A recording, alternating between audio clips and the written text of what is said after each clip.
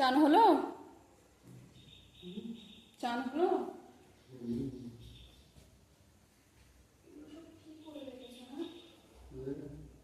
আমি গুছিয়ে গুছিয়ে রেখে যাই, তুমি এগুলো কি করে রাখো? তো এরকমই চলতে থাকে, কিছু করার নেই।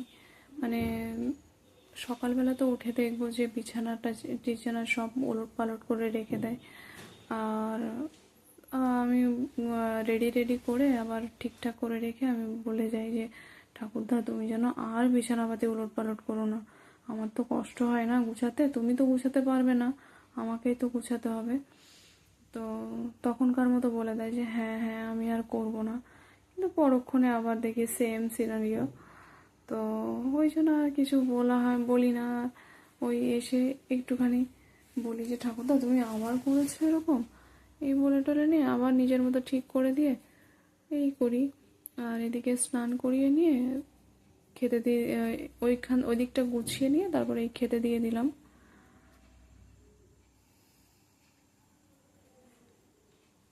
খেতে পারবে তো? খেতে পারবে তো? খেয়ে নাও।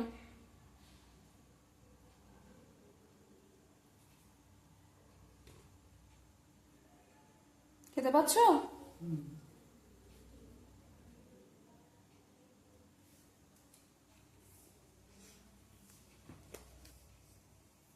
তো ওদিকে ঠাকুরদা খাচ্ছিল আর আমি এদিকে দুপুরবেলা আসার সময় লোটে মাছ পেয়েছিলাম, তো ওটাই নিয়ে চলে এসেছিলাম।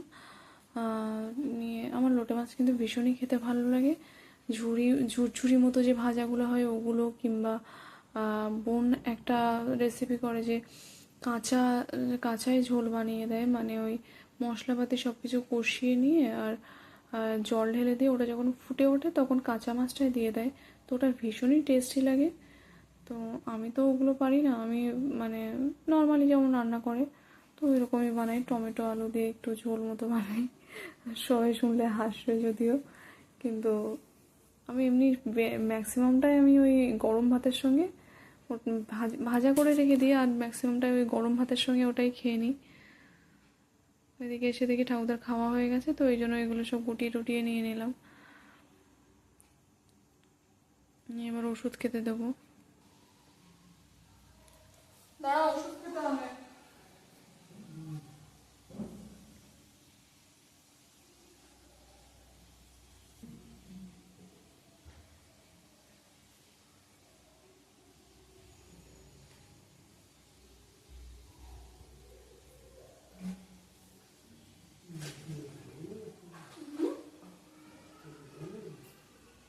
কি বলছো?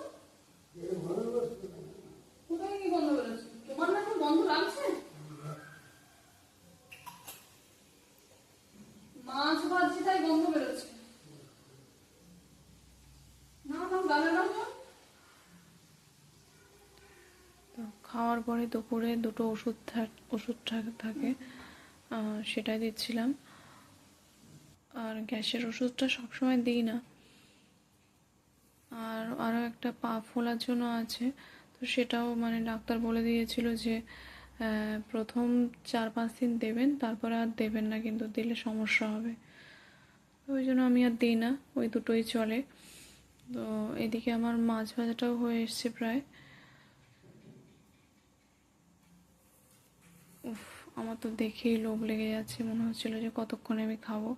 তো যাই হোক, এখনকার মতো এই পর্যন্ত। থ্যাংক ইউ সবাইকে শেষ পর্যন্ত দেখার